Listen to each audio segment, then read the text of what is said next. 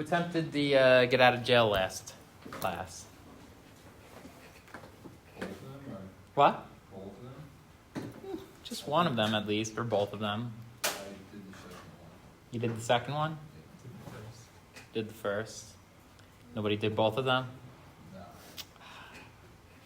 Alright. That's sad. See, I like to do those problems for fun. So. Because I'm crazy.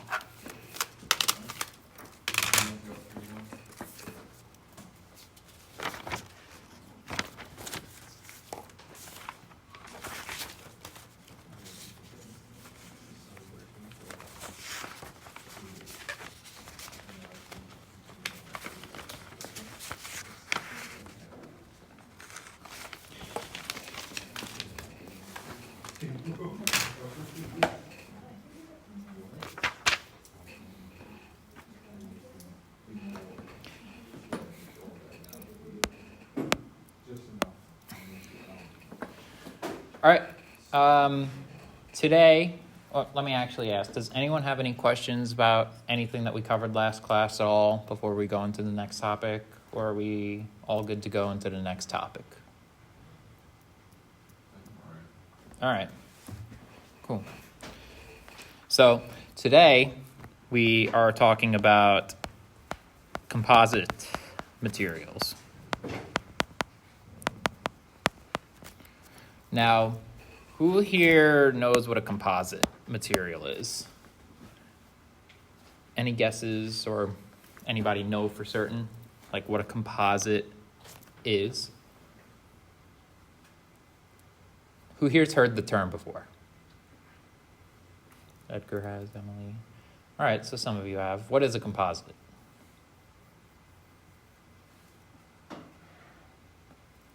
Like, what do you guys think?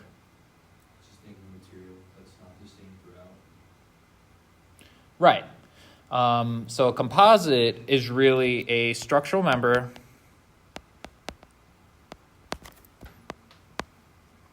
that's composed of two or more materials.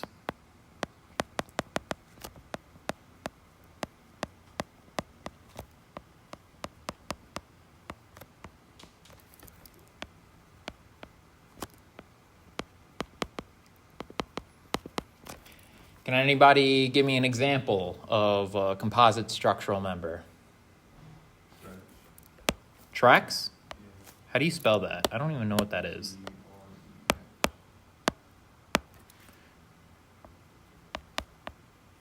I'm just really going to quickly look up Trex, because I don't even know what that is. I get T-Rex. Is it like, it's this, right? Much more than a deck? Yeah, it's composite decking. Let me see this. And, okay. Yeah, it's like wood decking.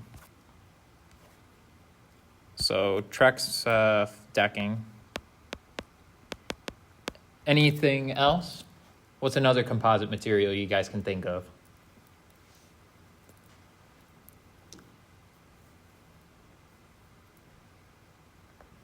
Like a stone? What is it? Like a stone? Something that just comes up. It's like, I usually think of like, just like countertops and how it's like sometimes made up of several, rather than just being like a solid stone. Not exactly, because a lot of countertops, for example, like marble countertops, although they kind of look like they're composites, they're actually all cut from one stone a lot of times, unless people, I guess, just make the countertops together. What a composite is a material that they're bonded in such a way that they behave as one structural member. So maybe if those two different types of stone... There's a name for it. It's not solid stone. Mm-hmm. It's like some other material. I can't think of it right now. All right. That's like made up of several material, like two good materials Okay. that just form the countertop. Well, if you think of the name, let me know, because I'm interested. Anybody else? What other material? Yeah. Concrete. Specifically, reinforced concrete.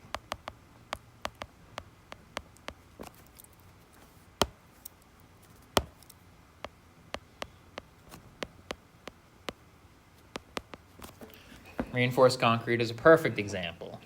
Why do we place rebar into concrete? Anybody know the answer to that? So it doesn't crack? That's one reason. What's another reason? Yes. It improves the tensile forces of it. Exactly. Concrete is very weak in compression.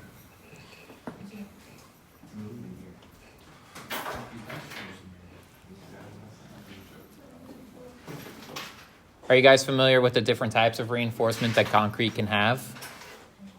Yeah, it has like just either normal bars towards the bottom of it or like the cages. Yeah, so conventional reinforcement. Would always be low key, do you want, like, I know it's all wood, but it's all shredded together. Right? For what? For composite material. It's always going to be two or more materials. So if you're thinking of something like, you said shredded wood. Yeah, like always be like the strand board or whatever. I don't mean like it's all wood, I don't so I think know that would be considered a composite, primarily because, it probably all comes from the same strand board. yeah, and would all have one material property. Like all of the wood would have one material property, and they're kind of like blended with, I guess, glue. So maybe, but the glue's not really taking any load. It's just taking tension that the wood can't. So I guess maybe. I'm not even sure if that would be considered a composite or not. Google it, let's see. Glue land? Let's see. Why am I drawing a blank? What was it called again? OSB? OSB. Is OSB... Yeah, I can see how. By definition, I would think of it as... Yeah, it is. Oriental strand board. Bonding long, narrow strands of wood together with a synthetic resin under heat and pressure. Okay, so it is a composite. So why am I opening that up? So we've got Trex decking, reinforced concrete. We've got OSB.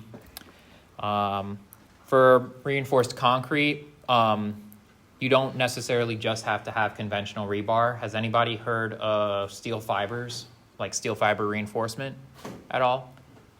Basically, they stick these little fibers. It's actually really interesting. We use these a lot in tunnel design.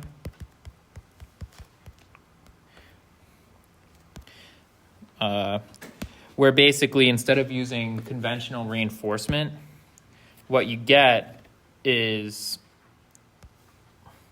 like just right on a, you just pour this bag of reinforcing strands, and then it gives the concrete tensile properties. A lot of time it's more cost effective, at least in tunnel design, because tunnels don't necessarily have to take a lot of tension. So because of that, you can kind of get away with using this. I know on a few projects that I've worked on, we've managed to drop the cost of like the actual construction by about $30 million just by using this over conventional reinforcement. So that's another thing that you guys can really have. So you're not using that though?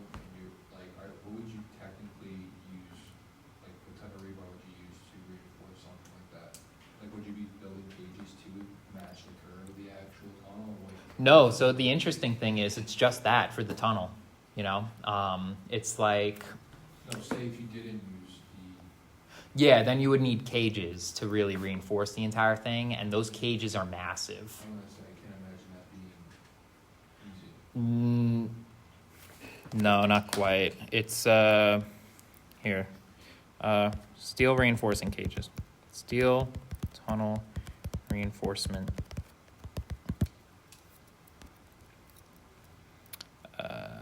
Where's a good... Here's like an example of one that you might see. You can see the amount of reinforcement that's just getting placed in there, you know? And when you've got a 2-mile long tunnel, it's like it adds a lot of money. Like I said, on several projects I've used, we've managed to cut the cost by like $30 million just by eliminating rebar in itself. So Granted, you are supposed to have some type of reinforcement inside of concrete. It's very rare that you're usually allowed to have plain concrete as a main material. And then there are like some code requirements that allow you to use kind of plain concrete, but it's very weak. So I highly discourage use of plain concrete. So conventional rebar, steel fibers, and then the list goes on. Now, the reason why we use composites is because it allows us to really be able to, first of all, with concrete, you need to use steel and concrete to take tensile loads. But in a lot of other instances, for example, have you guys heard of lolly columns before? Yeah, those are composite materials also. Those are just steel tubes. You fill them with concrete. So a lot of times they can be for constructability purposes as well. Sometimes if you're building a framing system out of wood and you're expecting the wood to fail on its own, instead of increasing the size of the wood itself, you may put like metal sheets around it to help take some of the load, if there's like dimensional requirements for it. So there's a ton of different reasons. Today, I'm just going to kind of show you guys how to analyze the composite behavior of like members that are subjected to tension and compression. So we're still in that realm of axial loading. So I'm just going to start off with an example of, let me just write an example here. And this example is going to be basically like a lolly column.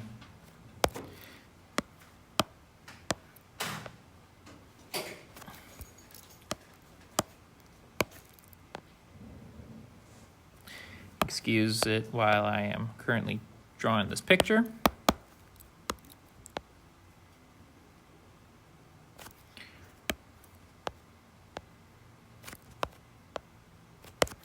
All right, and then this might be filled with concrete. So that'll be like,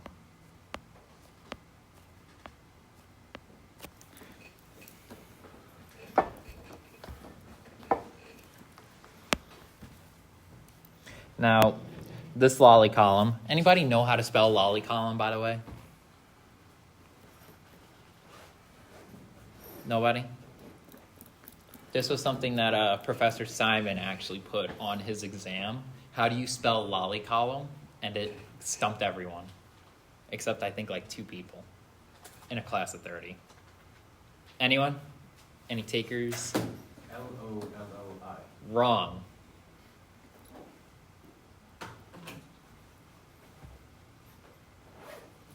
Emily, how do you think you spell lolly column? L-O-L-I-E? Nope. Nicole? Nope. Edgar? No, come on.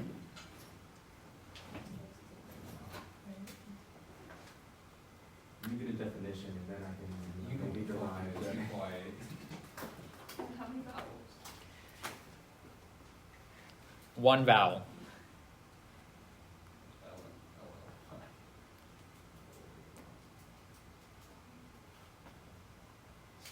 Wait, let's give him this. One vowel? Yeah. That does not make any sense. L-A-H-L-L-Y. Wrong, but close. Close to good enough.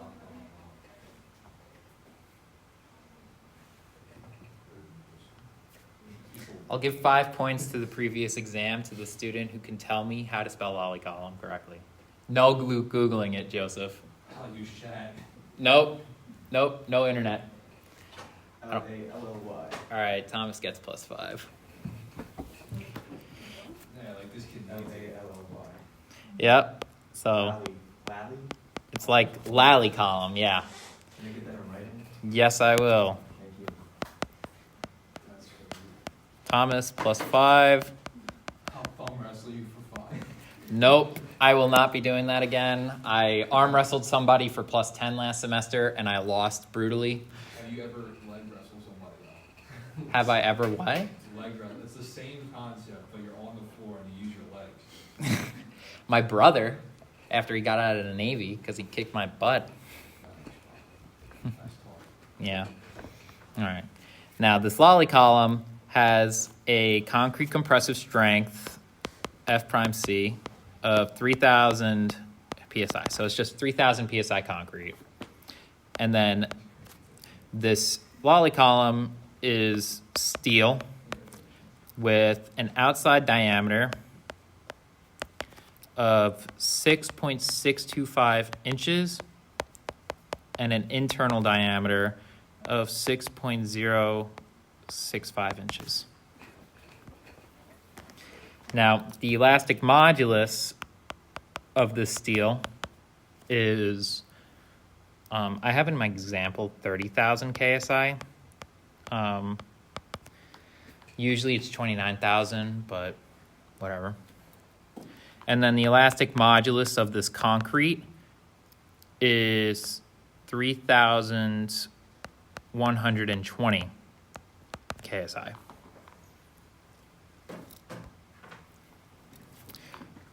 And then the last thing is this column is subjected to a compressive force of around 100 kips.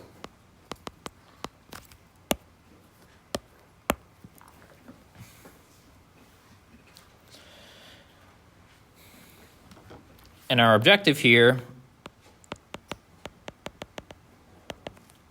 is to find the stresses in both the steel and concrete.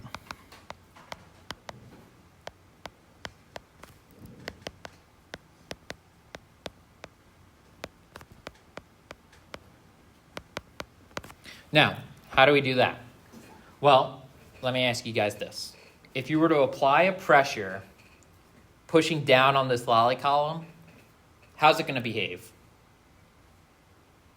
Is each material going to deform separately? Are they going to share the deformations? Is it not going to deform at all? Is it just going to spontaneously combust immediately? What do you guys think? Nothing's gonna happen. Nothing's going to happen? Wrong. They're gonna share it. They're going to share the deformations. So if you think about it, the steel might be stronger than the concrete. We can kind of decipher that from the elastic moduli. The steel is stiffer, so it's going to want to take less load, or, well, take more load or deform less. But the concrete is still weak, so it's going to want to necessarily deform more. So there's going to be some type of what we call composite action, which ultimately means that the deformations are shared. So for composites, that's too thick. The deformations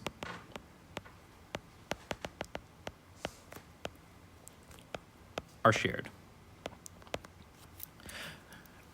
How do we write this?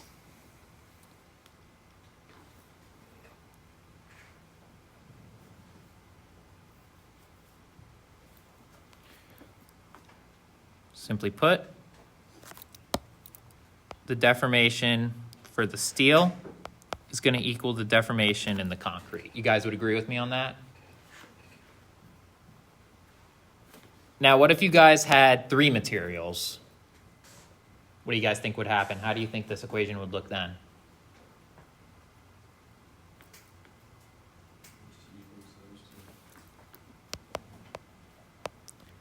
And then 4 materials? And then if you had an infinite number of materials, which is unrealistic, it would just be that. So for any number of materials, deformations must be shared, period. Otherwise, it's not a composite. They're acting independently. So in this case, we're just explicitly dealing with this because we only have steel and concrete in the problem, right? So what we have here, let me also just add something really quickly. Because the deformations are also shared, it means that the strains in each material are also shared.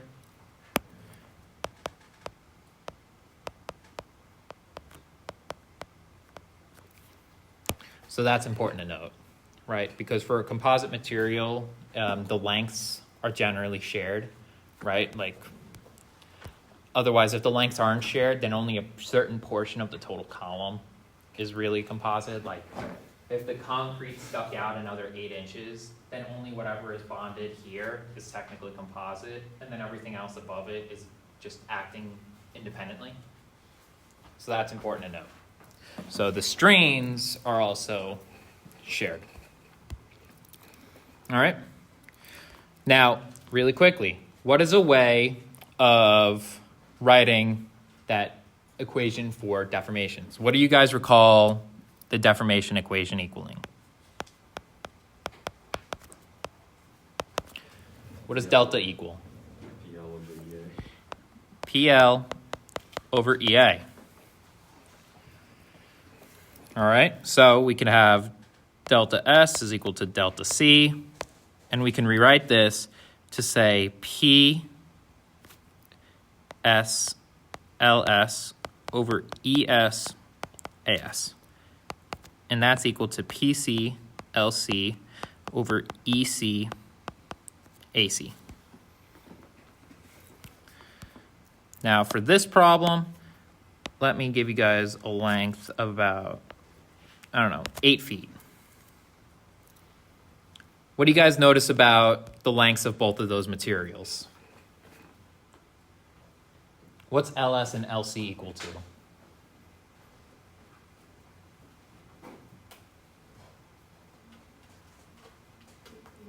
Say that again? 8 feet. Exactly. But LS and LC also equal each other, right? So what does that mean about this equation down here? They cancel. Because LS equals LC, which is equal to 8 feet. So cancel out.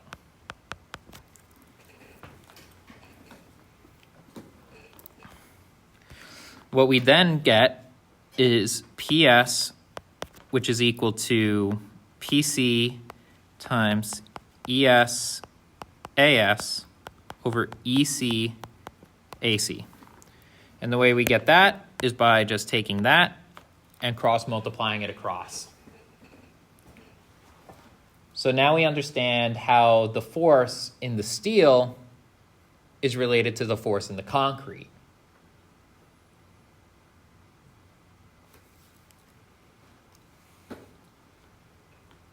The only issue is, how the heck do we determine the force in the steel and the force in the concrete now? We know how they're related, but we don't know what their values are.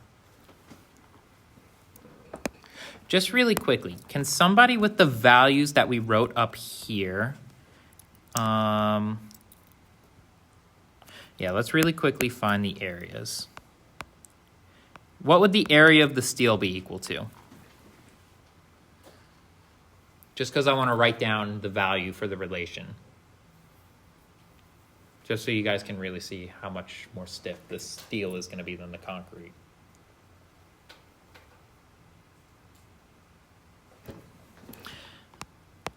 What's the area of the concrete? Let me ask that first. That's an easier question.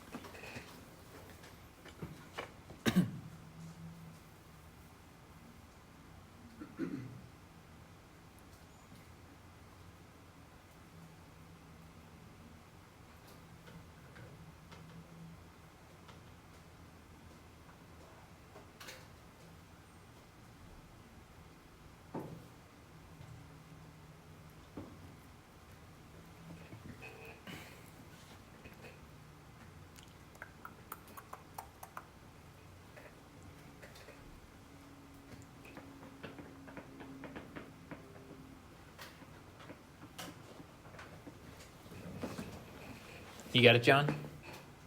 I think so. What's the area of the concrete? The concrete, I got 28.51. I get 28.89. Let me double check. Probably because maybe I rounded. Maybe. I got 20.89. What did you plug in for the decimal? 6.065? What do you mean for the decimal? For the decimals after the 6. I think you might be off. 6.065 or 6.025? For the concrete, I put 6.025. It's 6.065. Oh, okay. That's where your error comes from. So for the concrete, just plug in pi over 4 times 6.065 inches squared, and you should get roughly 28.89 inches squared. What about the steel? Who here's got that? Got 5.58. Yeah. And you get that from pi over 4 times the 6.625 inches squared minus the 6.065 inches squared. And you should get 5.58 inches squared.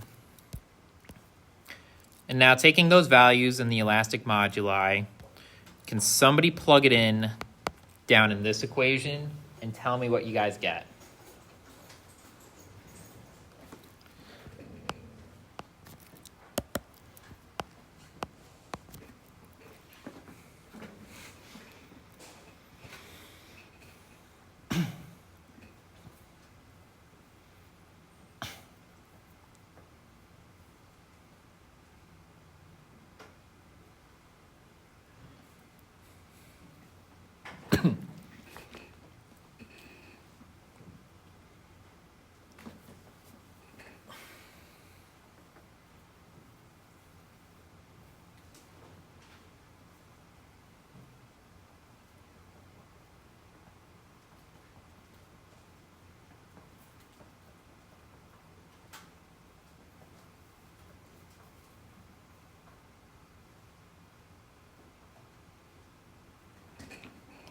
Thomas and Joseph sharing answers. What did you guys get?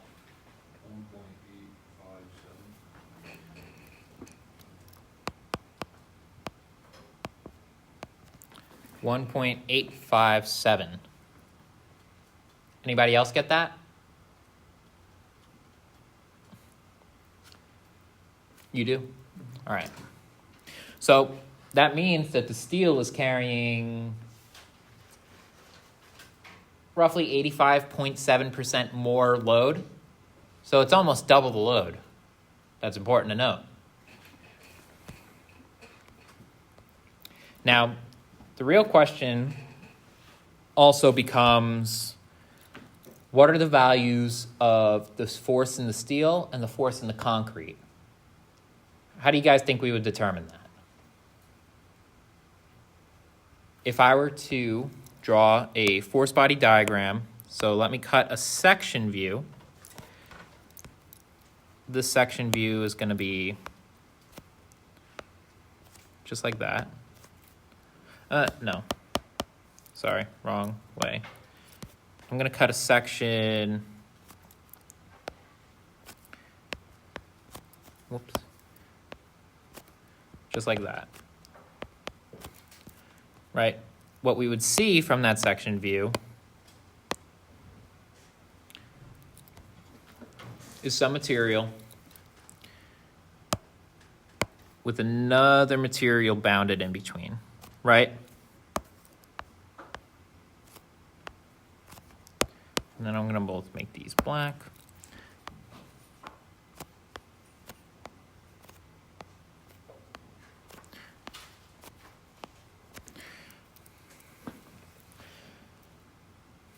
Now, if this is our force body diagram, what would our forces be? We would clearly have a 100 kip force being applied, right? What are our other forces that are acting here? Remember when you would cut a section through a body? Olivia, you raised your hand. Would it be the concrete pushing out on the steel? the concrete, say that again? So if the force is pushing down on the concrete, so then would the concrete be pushing out on the steel? Not quite. Yes, but generally we don't consider that outward pressing on it just because usually when it comes to materials like this, it's very stiff, and usually that outward bonding is usually helping with carrying the primary loads. But if we look at it from an internal axial load, we would have a concrete reaction, right? Remember what our internal force is, right? What was the internal forces that we would look at when analyzing sections that we cut? Do you guys remember when we kind of talked about that? When you would have like a bar here, and then another bar here, and then, I don't know, you had this reaction, you cut a section, and then you analyze this, which we called N, right? You guys remember seeing that? What would N be for this concrete composite member?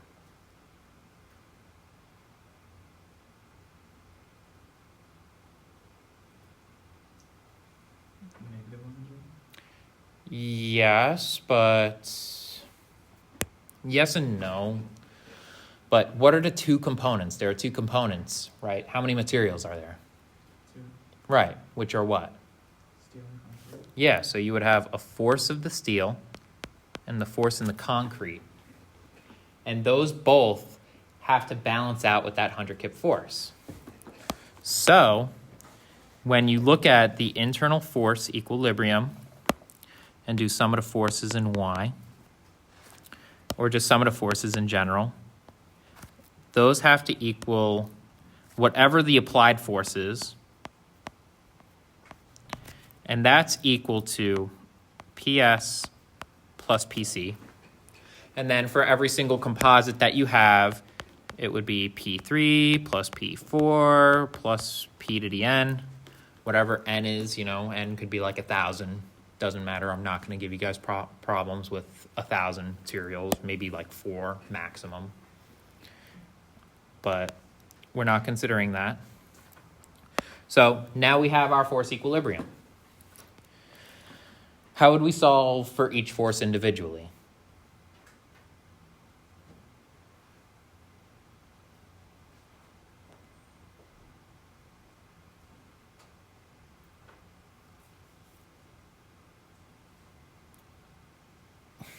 Do we know what PS and PC are?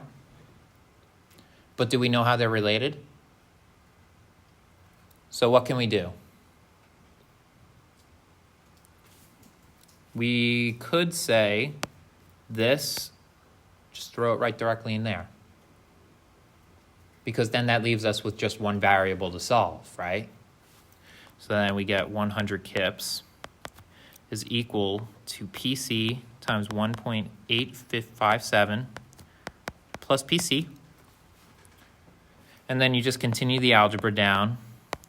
This would just give you 2.857 PC. This comes from PC times 1.857 plus 1, right? So product rule.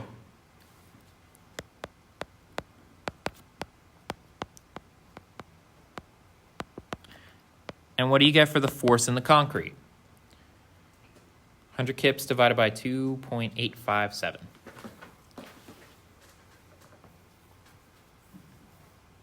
What did you get? 35 point what? 35.00. Oh, so it's 35 kips exact?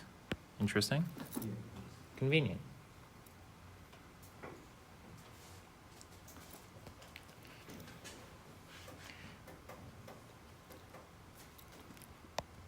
What about for the force in the steel? You guys calculate that real quickly and tell me what you guys get.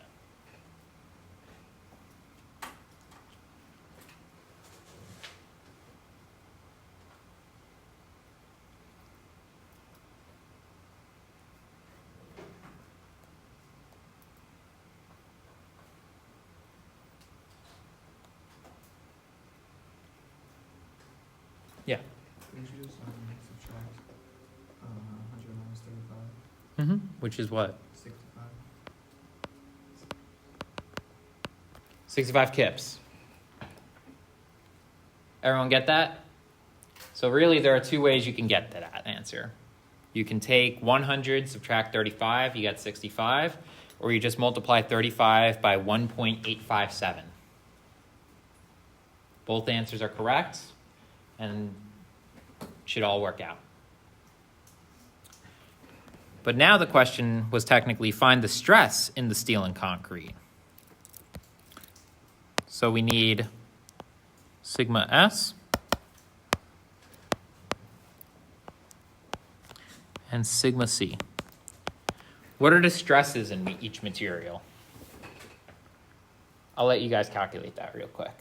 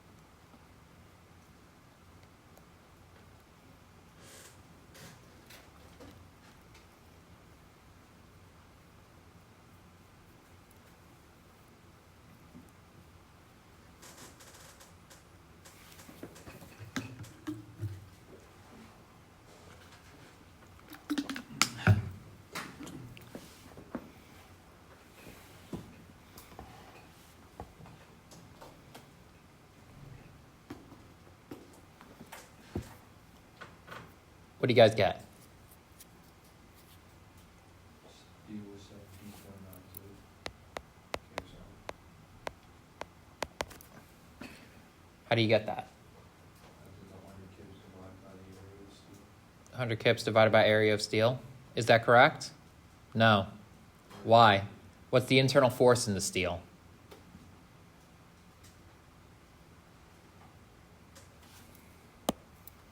Yeah, what do you mean? Well, you use the externally applied force, Yeah, but you need the internal force when you're computing this internal stress. with the 65. Yep. Who here did that with the 65? What did you get? 11.65, yes. That's what I have. And who here got the stress in the concrete? 1.21 KSI.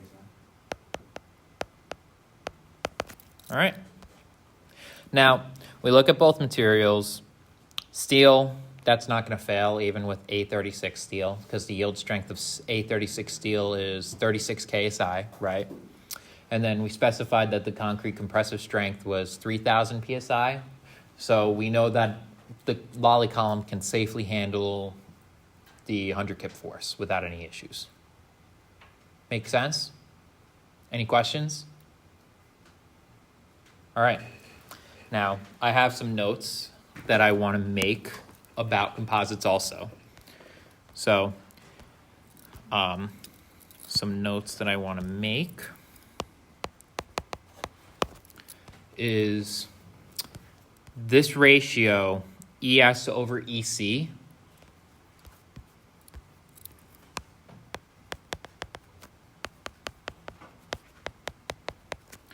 is equal to this letter we call N, which we call the modular ratio. If you guys ever look at like reinforced concrete design books, there's a ton of material, there's a ton of properties for this modular ratio for different grades of steel and different compressive strengths of concrete. It's not limited to ES over EC. So, for example, if you wanted to find the relationship between aluminum and brass,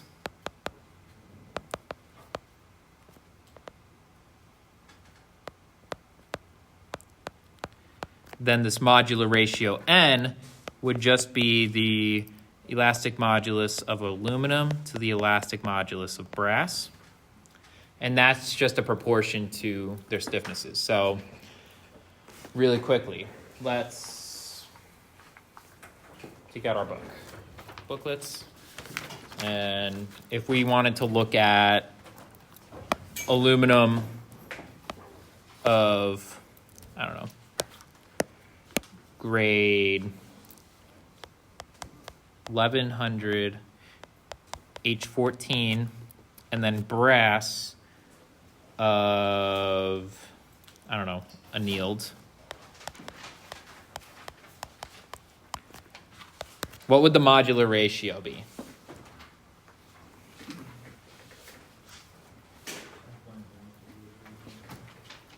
Say that again?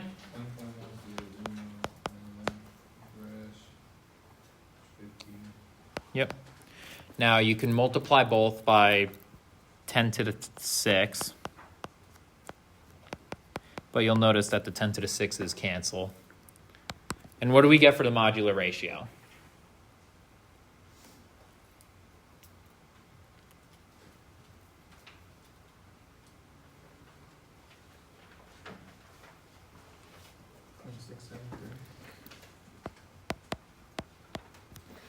All right. And what this means is that you need 0.673 time, you need about 67.3% of the amount of brass to equal the same strength as aluminum. So what I mean by that is, let's say that we've got a member that has to be designed for an aluminum, it's an aluminum rod, all right? Or we do the calculations for aluminum and we get that the area required is equal to 1 square inch. What this means is if we wanted to change the material to brass,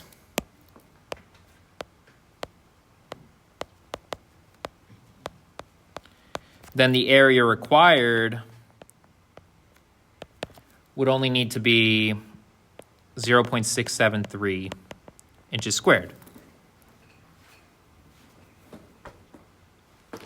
And this just is for the stiffness requirement. So really brass is about, or aluminum is 67.3% of the stiffness of brass. Does that make sense? So another way of writing this is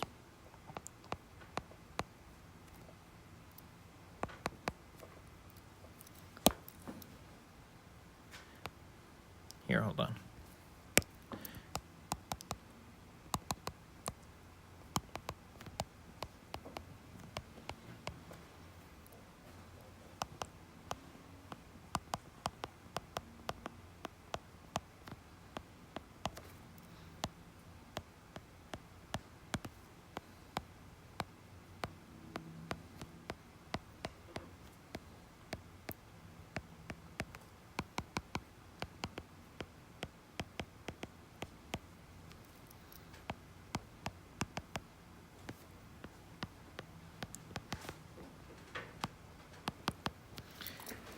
Basically, this modular ratio tells you a proportional amount of area that one material is equal to another area of material. Does that make sense? I know it's a little confusing, but it's just a way of relating two materials to each other. Traditionally, the modular ratio, you put the stiffer material on the top, but I'm going to show you guys a little bit better when it comes to flexure design, how to treat it. So if you wanted to find... So we're in problem. Would it be something like... In this problem, another way of where it would come into play would be roughly here, where PS is basically equal to PC times the modular ratio times AS over AC. That's all it is. When we find the N,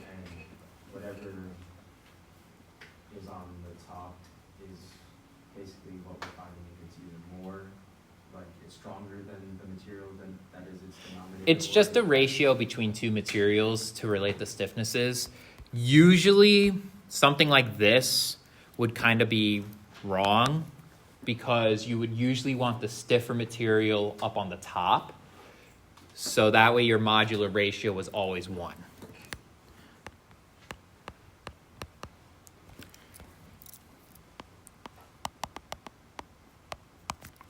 So really, N for aluminum and brass would really be, you would look at the elastic moduli here. Notice, okay, brass has a higher elastic modulus than the aluminum, so it would be 15 over the 10.1. And then it's just 0.673 to the -1, which would technically give you a modular ratio of 1.485. So that would be the technical value for the modular ratio that you would want to use. Like if I asked you guys on an exam problem, like what is the modular ratio between aluminum and brass? The stiffer material always goes on the top because you want the value to be larger. And is that universal? Like we always want it to be? Yeah, usually, yeah. When it comes to flexure design, it's just a general rule of thumb in engineering. Granted, you can, I guess, like deviate from the definition as long as you understand what it's doing. It's basically just relating the equivalent area you needed for one material to equal the stiffness for another material. It comes much more into play in flexure design, where that modular ratio is really important in drawing out the cross-sectional areas. And the reason you need to know that is because once we get into beam design, the second moment area tables, you know what I'm talking about with IX, IY, ADY squared. Yeah, we'll go into that with composites, and the modular ratio makes everything much easier. Whereas right now, you don't really need it. Right. You could just say it's ES over EC, and then I'll probably just ask you, like, what is the modular ratio between two materials, in which case you would just put the stiffer material over the less stiff material. Make sense? Any question? Yeah.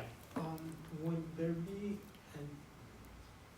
any question that would involve you asking like between like 3 materials instead of anything more than 2? For the modular ratio? Or just in general? Generally, I guess. Yeah. So if you want, we could do an example problem right now with 3 materials. It's same exact procedure. So this time now, what I want to do is, let's do another example. And then let's say now we've got a square material, another square embedded inside, and then another square embedded inside of that. So in here is going to be one material,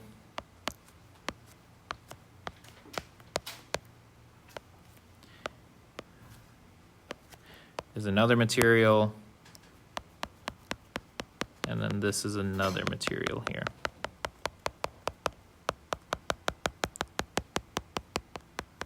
Excuse my horrendous drawing. I just, yeah. So I'm going to say material 1 is the blue. Material 2 is going to be the red. And then material 3 is the inner purple.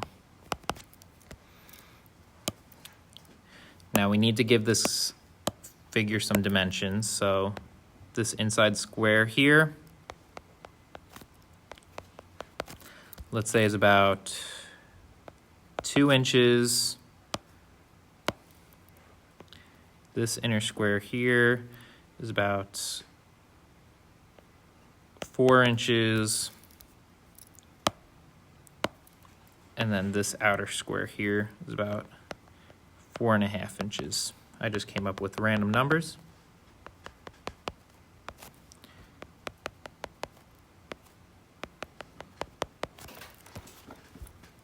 And then these are all square dimensions. So I'm keeping things nice and simple. So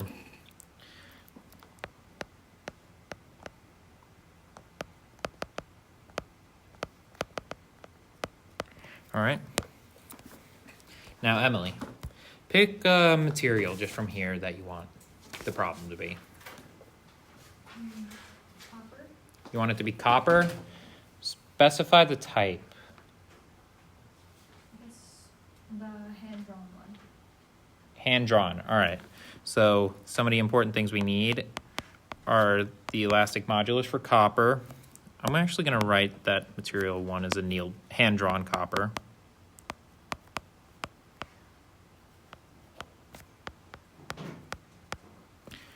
And then the elastic modulus for this, ECU, is just going to be 17,000 KSI. For material 2, Olivia, what material do you want material 2 to be? Concrete. Oh, all right. Let's make it lightweight concrete.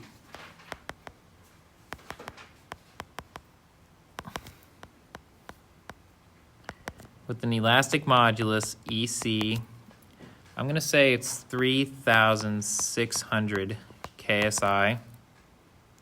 And then material 3, Michael. I guess we could do, cast iron.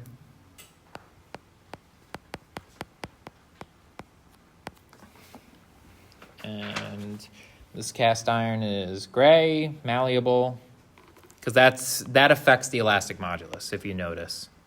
Gray. Gray cast iron. All right.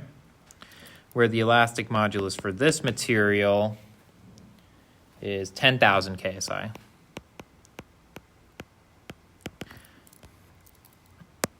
Now let's say that this is subjected to some tensile force P of, I don't know, I'm going to say 50 kips. And it's a tension. 10 kips.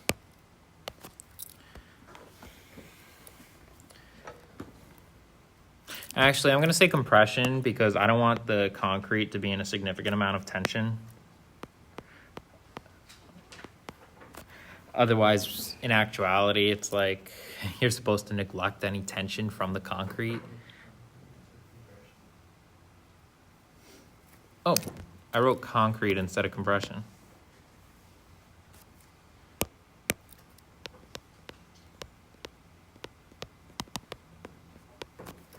All right.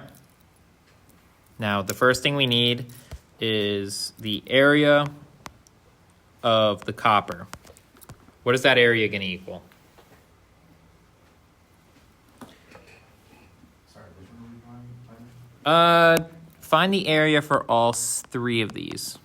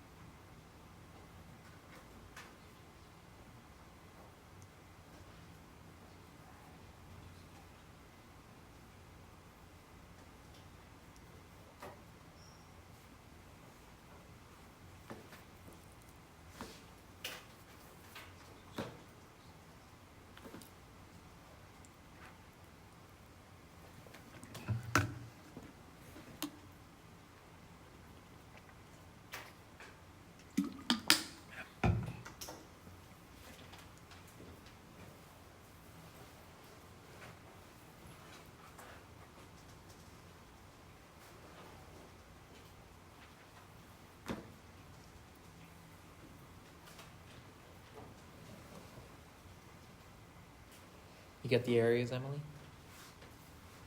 You, Michael? How about you, Christian?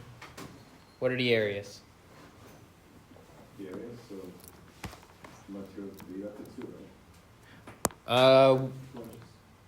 right? For material 2? Material 3. Material 3, you got 2 inches? No, just up to 2. The container 2. It's all square dimensions, so... Wait, hold on a minute. Am I just, like, deaf? Yes, okay. So area is 4. 4 square inches, sorry. It's 2 times 2, yeah. Material 2 is 12 inches squared. Material 1 is 4.25.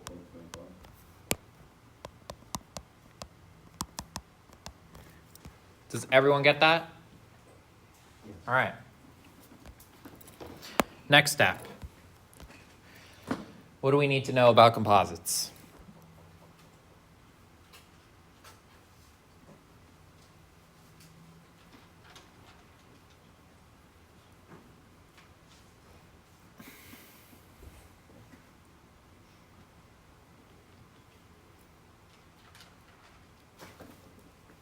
What's important about composites?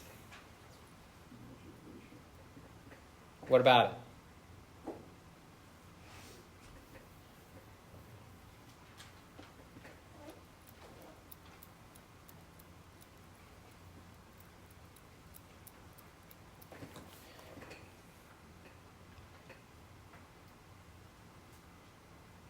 Emily, what's important to know about composites? I mean, relate to each other? How so? What's shared between them? Between each material? Force? Nope.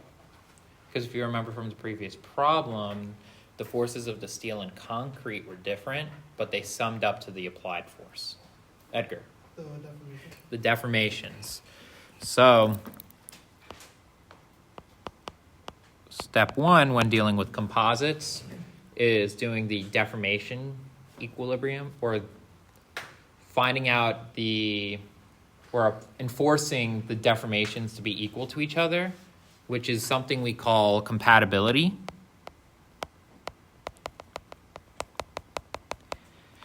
Which is just saying that you're enforcing a particular deformation constraint. So in this case, delta 1 is going to equal delta 2, which is going to equal delta 3. Make sense? We can expand this out to be P1 L1 over E1 A1 is equal to P2 L2 over E2 A2 equals P3 L3 over E3 A3. Now, did I give you guys a length for this material?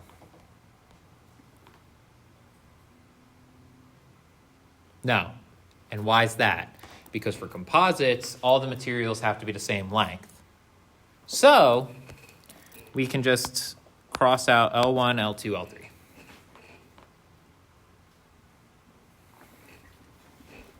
L3.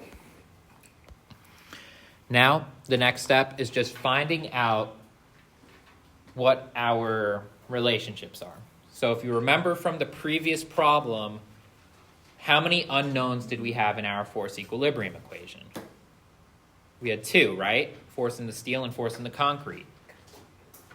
Now, how did we figure out what the forces are in each one? We related all the material to one material.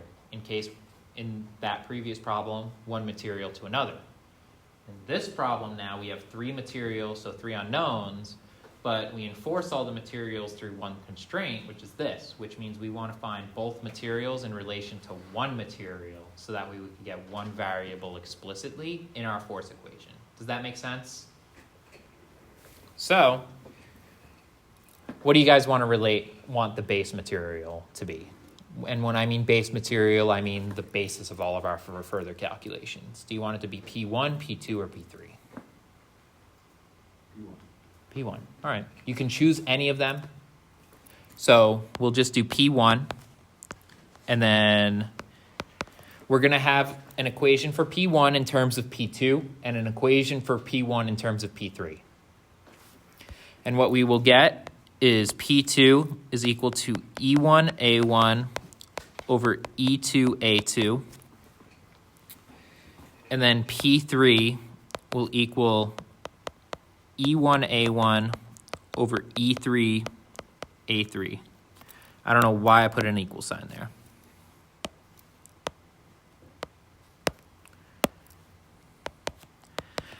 Now, you guys plug in E1A1 over E2A2 and E1A1 over E3A3 and tell me what you guys get.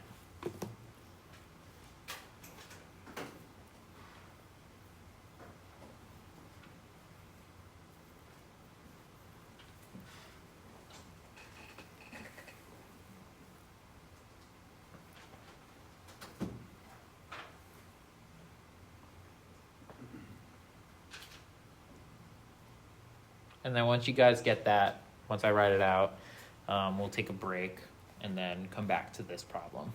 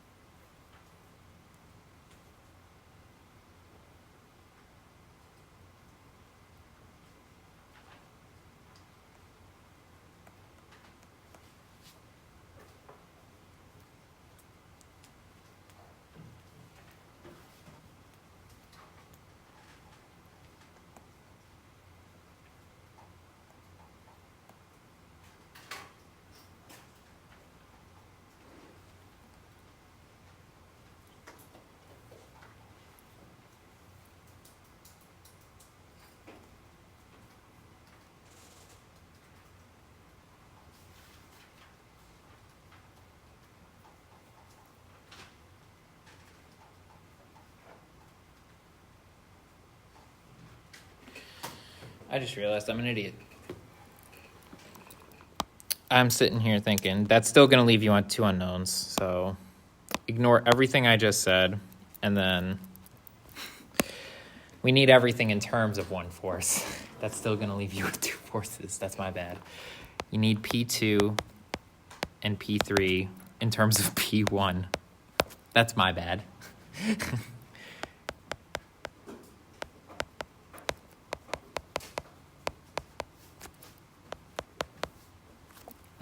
Over E1A1.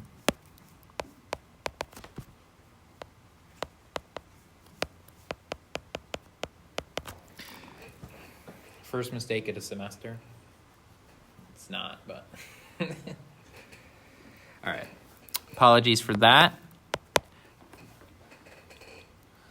But if you guys found E1A1 over E2A2, just divide it by, just raise it to the power of -1. And that'll give you the answer anyways, because you're just flipping that fraction.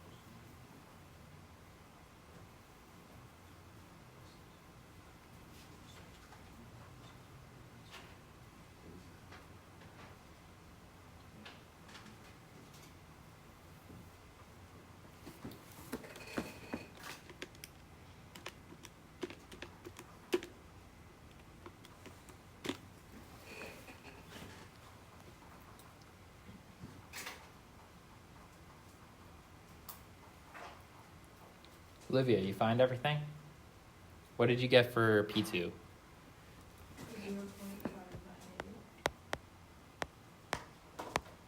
And then P3? 0.554.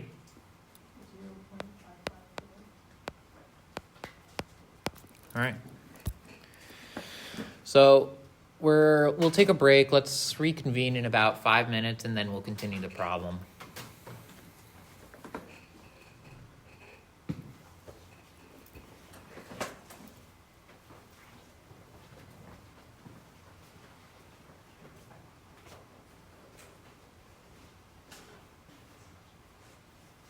Emily, it was problem 1, right? That I forgot the areas. You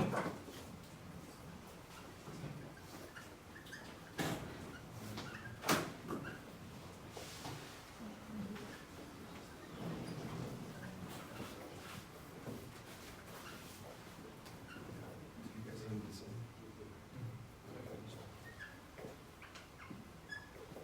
And then what did I say it was again? It was 1 square inch, but in metric. 645.16.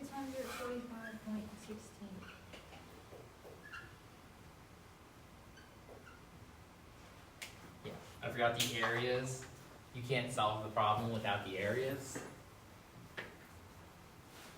So, that's the areas that you need to use for problem 1.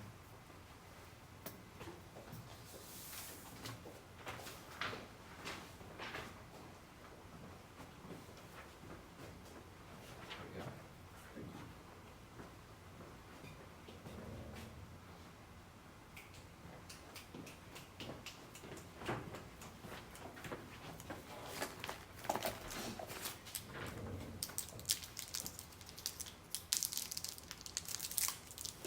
Did anybody sit in that traffic today on Sunrise Highway? No? It was also, well, I said the traffic was on the LA. Yeah, I don't know what was going on. DOT was doing something, or I don't know what, but it was bad because it was backed up from, I think, just before, what is this road that, it was backed up from Nichols Road all the way to Oakdale Merge.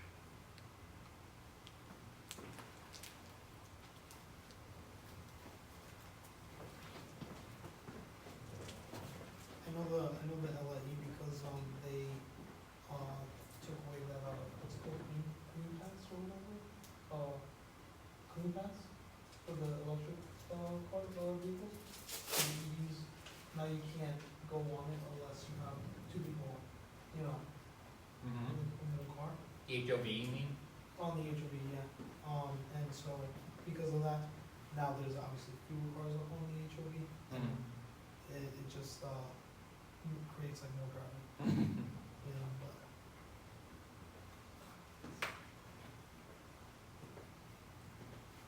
Really, they removed 2 passengers for HOV?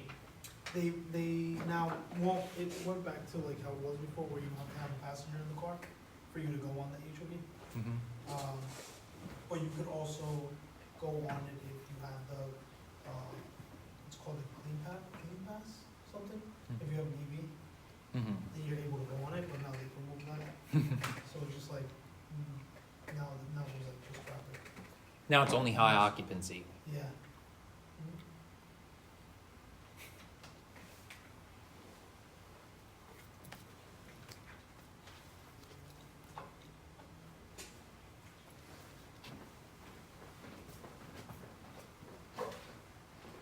Hey Christian, did you get my email earlier today? No, just got a look, so I can check it out. Okay. Check it out.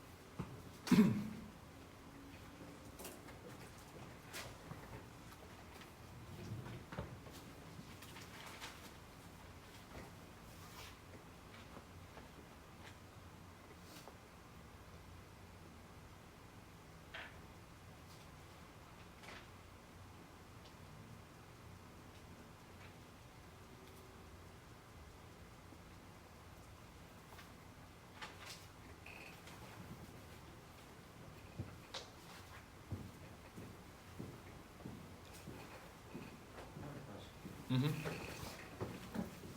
Number 3. It says like change in area for A, B, C, D, and change in the volume for the block. Is that this formula? That's change in volume, yeah. So would that be used for both? So I was able to get this one. That wasn't really difficult for me. But I just didn't know like what formula I'm supposed to use for these. For the change in volume, you can use that equation. For the change in area, though, calculate the deformations in both the directions in which that face is in. So similar to discussion. Yeah, basically, yeah, but then you would just take the final area and then the initial area that you had, and then just subtract it, and that's the change in area. So for this one, you found like the deformation for like AB, BC. So could you just do that? Well, the change in area, so you would find the final area, so it would just be AB final, which would be 4 plus 0.002343, and then AD, which final, which is 3 plus, This one you don't have to find AD. you didn't, Yeah, oh, it would be BC anyways. It would be the same as BC. Okay. Right. So then it would just be 3 plus 0.00564 times 4 plus 0.002343. That would be your final area. And then you subtract that by 4 times 3. And that's how you find it for A, B, C, D.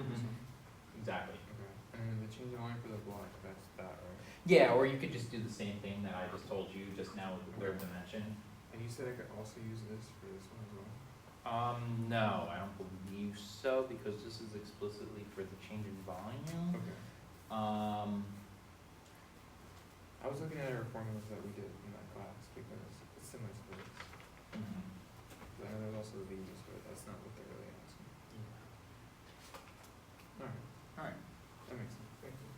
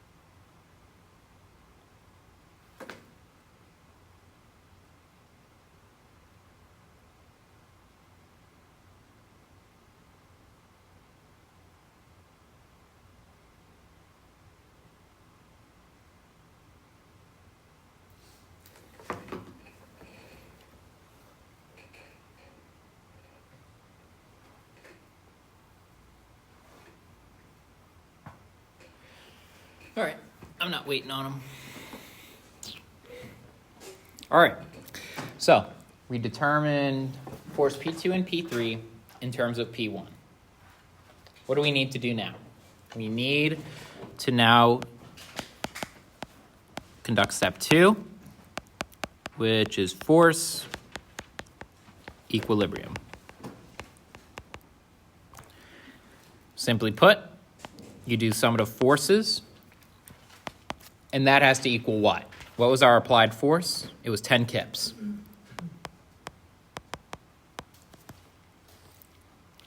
And what this equals is what? P1 plus P2 plus P3. You guys agree with me? But what do we know about P2 and P3? We know this about P2 and P3. So just throw those into the equation that we got, and we get 10 kips, which is equal to P1 plus P2, which is 0.598 P1, plus P3, which is 0.554 P1. 10 kips is equal to P1, factor it out, 1 plus 0.598 plus 0.554. 10 kips is equal to P1 times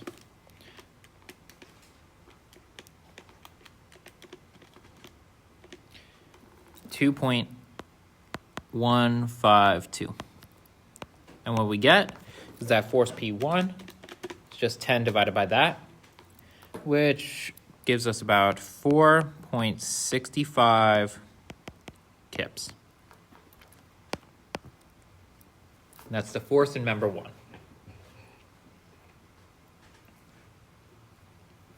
All right. Now what I want you guys to do is find P2 and P3. Yes. Could you please write out what you put for E2, A2, E1, and A1? Sure. So when I study it later, I might forget. Yeah, no worries. So let me shift these over and then move this over way over here.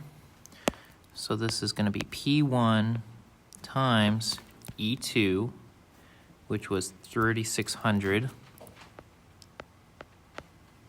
KSI times AC, which is 12 inches squared, divided by E1, which was 17,000 KSI, times A1, which was 4.25 inches squared. So a better way of writing it is E1, A1, E2, A2, E3, A3.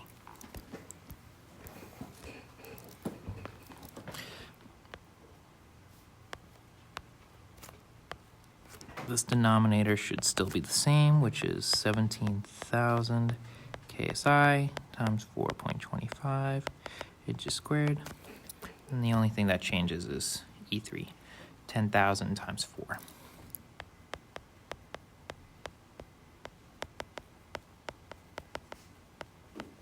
There you go. Yep. Where again, P1 is an unknown.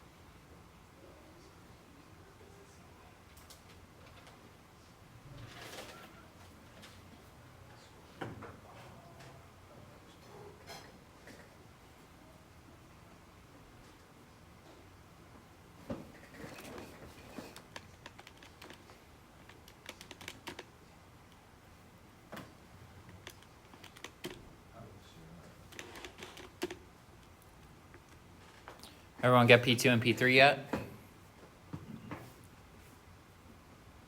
Working on it. I just did it.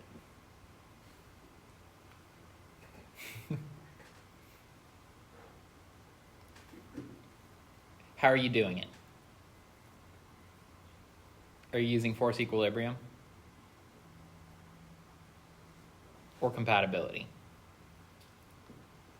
The way we did it here. So compatibility. Yeah, or is it kind of equilibrium? There are two ways you can do it. You can just replug everything back in here and then try and figure out P2 and P3 that way. But why do that when you already know the relationships between P2 and P3 with respect to P1? So it should be a quick and easy plug and chug. Okay. Because we know what P1 is. So when you plug it in, P2, you should get 2.78 kips. And then P3, you get 2.58 kips.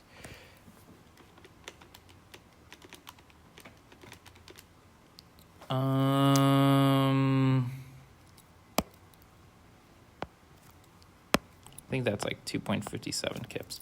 Either way, the final answer should sum to about 100, you know. Yeah? How did you find those? 2 and 3. P2. Yeah.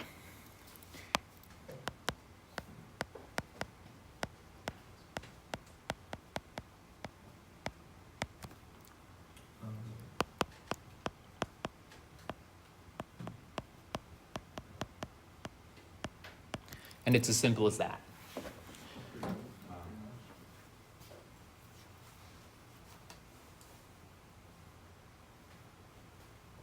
Yeah. If there was a fourth, it would do the same thing. Mm-hmm. Stop giving me ideas for your exam.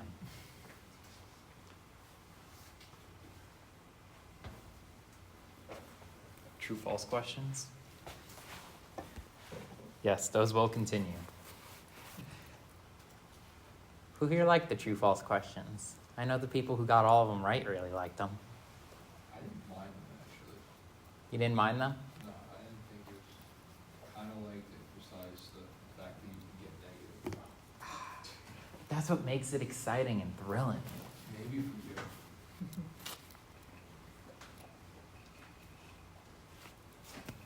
It's all right. No complaints. Any questions about this? Seems pretty straightforward, right? Composites. So when we figure out one, basically it's as simple as Plugging it back in through compatibility. what we found for Yeah. Now you could determine it through force equilibrium, but then the only issue is you still have these two as unknowns. So then you would need to replace one of these with P1 anyways to solve for P2, That's which you're just better off just throwing it right in here because you already know how they're related to everything. But either way, you should get the same answer. It's just redoing this entire process over again is just gonna take up more time than it really needs to. Are you ever gonna specifically make us do it one way over the other?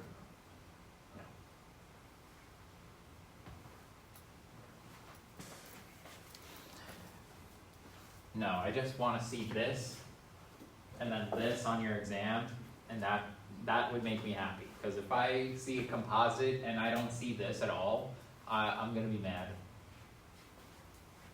Did we piss?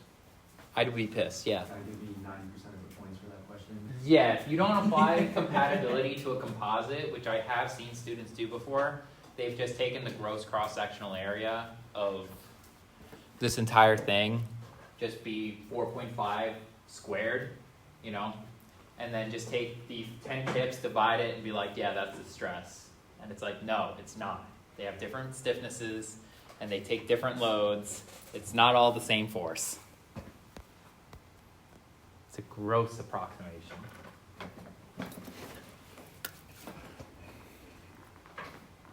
All right. Now, I'm going to give you guys one more example.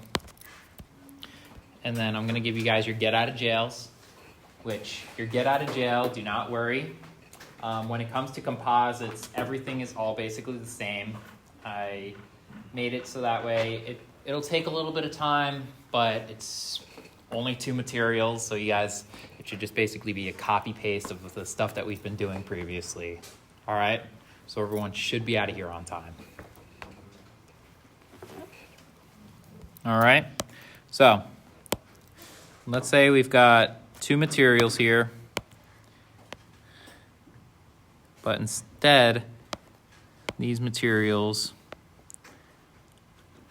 are actually physically separated, not bonded together,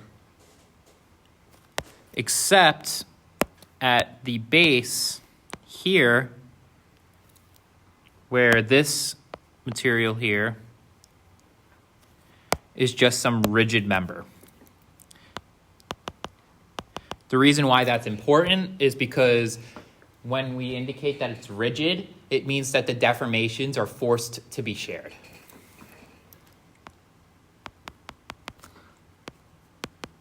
These are all fixed at the top. And then this entire thing, we'll call this a rigid frame, and its weight is 50 kips. This is steel. I'm going to say A36. This is steel, A36 also.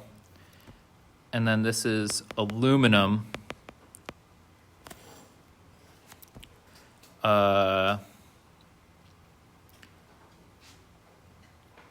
20. Hold on. Which aluminum did this problem have? 2014 T6. This is 60 inches in length, 40 inches in length, and then 40 inches in length.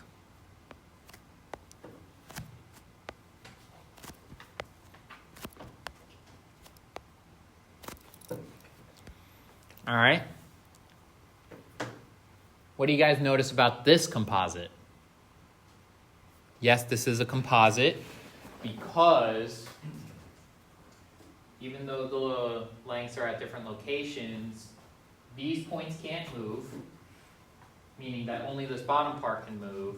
And because I said that this was rigid, it means that it's not accounting for any type of flexure. So another way of putting that is it can't bend around to accommodate differential deformations, which means that the change in position here, here, and here are all the same, even though this elongation can be slightly different. Does that make sense? Good. So, let me ask this. Step 1 is applying our compatibility. Are Olivia and Nicole all right, by the way? Where are they? Something about like a bathroom emergency. Okay. I just hope they're all right. Well, if they're not back in like 5 minutes, I'm going to go. Pat them? I don't know. Definitely not. All right. Compatibility. So, what's our compatibility equation going to look like? Yes. Why isn't the first step to find the area? Do I give you guys the areas?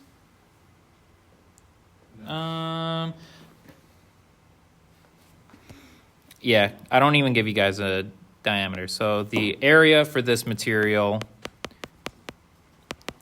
is 1.5 inches squared, and the area for this material is 1 inch squared, and then the area for this material is also 1 inch squared.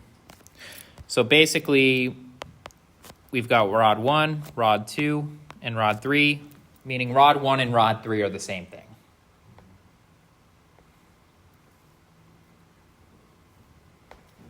So what's our compatibility equation? So I gave you guys the area already. Yeah. Is it delta 1 equals delta 2 equals delta 3? All right. Now when we expand that, what do we get? P1L1 over P1A1 equals P2L2 over P2A2 equals P3L3 over E3A3.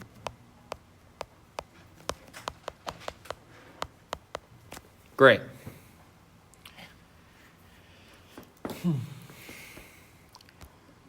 What do you guys notice, though, about the compatibilities? We have blanks this time. Yeah, we do. So the lengths can't just cancel out for this problem. So what we have now is what? What do we want our base material to be? Our reference for our further calculations. 1, 2, or 3? Say 2. Let's say 2. All right. So we want to solve for P1 and P3 in terms of P2. So P1 is equal to, and then P3 is equal to. So you didn't have to write that twice to both the same thing. Because we're solving it for P2, yes. But P2 is actually a horrible material, or a horrible material to have chosen. I would have done P1 or P3. I only did it because it was the different one, that's why. Yeah. The reason why don't do it for that is because P1 and P3, what do you guys notice about? 1 and 3 are identical, right? So what do you think P1 is going to equal? P1 equals P3. So my recommendation would just be solve for P3 and P2 in terms of P1. Or you could do, you know what, I'm actually going to do P1 and P2 in terms of P3. So P1 equals P3. If you were to expand this out, you would get E1 A1 L3 over E3 A3 L1. But this whole thing equals 1 anyways, because they're symmetrical, or they're identical.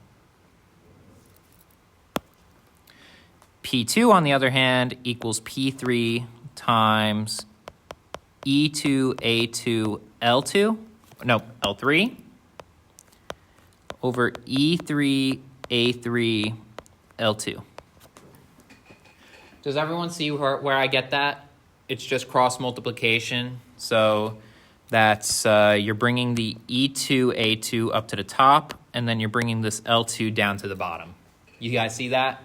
That's where that equation comes from. So now just take P3 times E2, which we said is what? What is E2 going to be? It's aluminum 2014 T6. So what is the elastic modulus for that? Times what? Right, so it's 10,100 KSI. I'm going to get rid of that and just replace it with a square bracket just to be nicer. What's area 2? It's 1.5 square inches, right? And then the length of bar 3 was 40 inches.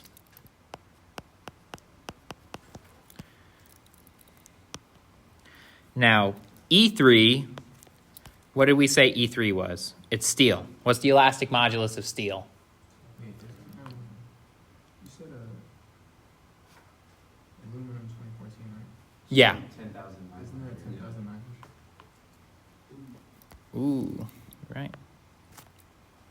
10,900. First semester, fourth semester. Elastic modulus of steel, 29,000 KSI. Area of the steel bars is 1 square inch. And then the length of member 2 is 60 inches.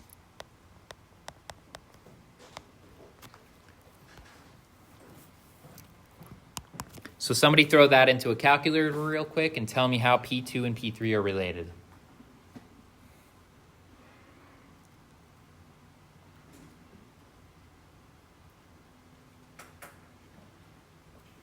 And in the meantime, I'm actually gonna.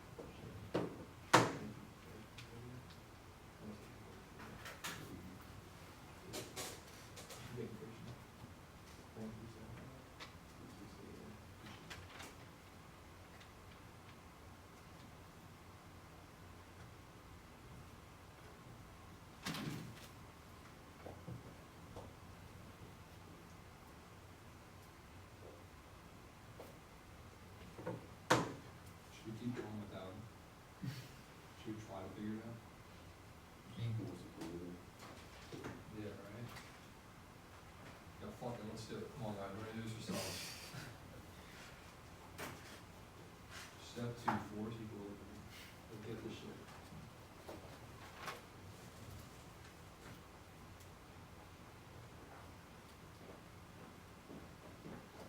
They look like they're fine. You're just chatting up a storm, I guess, with someone upstairs. I don't know. Just as long as they didn't get like robbed or some shit, you know? Because I would feel awful. What's gonna happen here? I mean, it might, but. At Suffolk? Mm-hmm. I've heard stories. I got stood up at Stony Brook once. Some guy robbed me.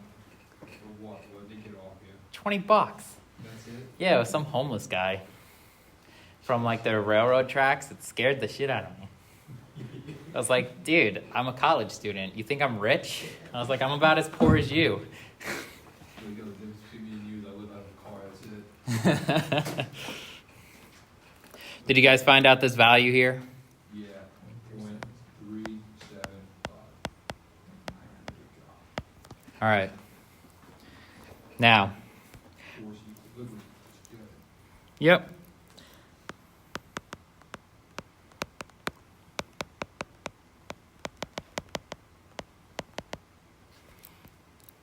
So we got sum of the forces equals 50 kips equals P1 plus P2 plus P3. 50 kips is equal to P1 is equal to P3 plus P2, which is 0.375 P3 plus P3. So 50 kips is equal to P3 times 1 plus 0.375 plus 1.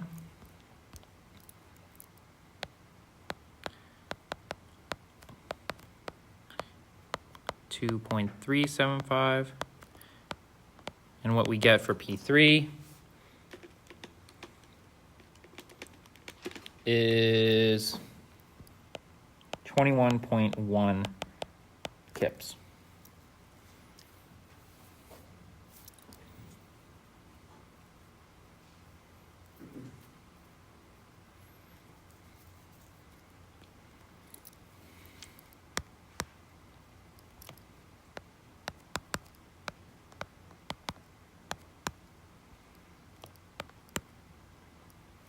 We know that P3 equals P1, right? So 21.1 kips, same thing. And then P2 is just 0.375 times 21.1, which is just going to give us 7.8 kips.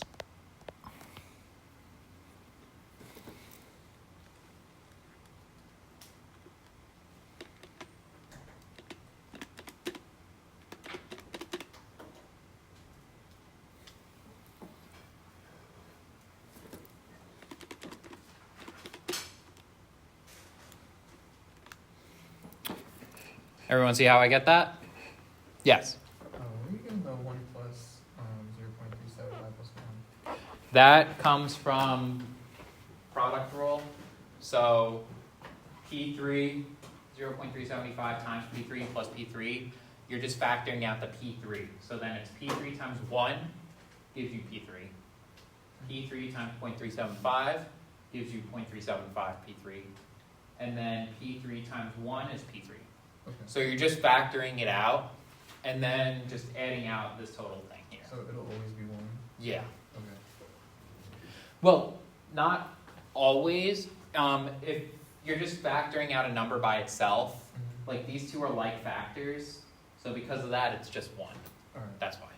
Yeah, I was just wondering how you do that. Yes. Could you say how you got P2 again? P2, for this one, so we know from compatibility that P1 was equal to P3, right? Now for P2, we know that P2 was equal to 0.375 times P3. So just multiply 21.1, which was the value we got for P3, by 0.375.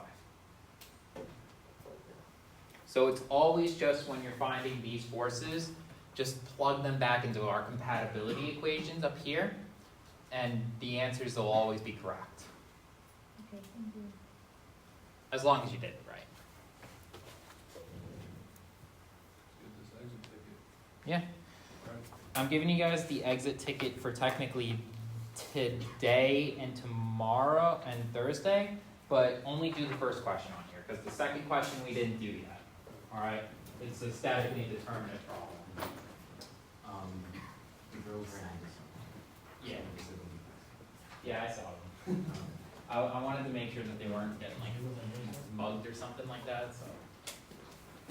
So I just wanted to. the problems that I was talking about. Oh, good. Sorry, I feel like all the time you ask for help and I can never help you. No, you're good, you're good. I ended up figuring most of it out anyway. I just realized I don't have a extra copy of this. Interesting. I guess you can just do one. Yes. So is this for obviously the 4 corners, is it the same thing as this, just with 4 deltas? Also? Is it 4 deltas? No, is it, I imagine. Think about it. Are they all equal, so it'll just be one? In a sense, yes. You could just treat all 4 steel angles as just one steel material. Yeah. I wish I might remember. Okay. Perfect. Unless I'm missing something, minus 2 is here, but all the rest have marks. Yeah. But it's going to be 9. -1, -1, -1. Oh, so 3 more. Yeah.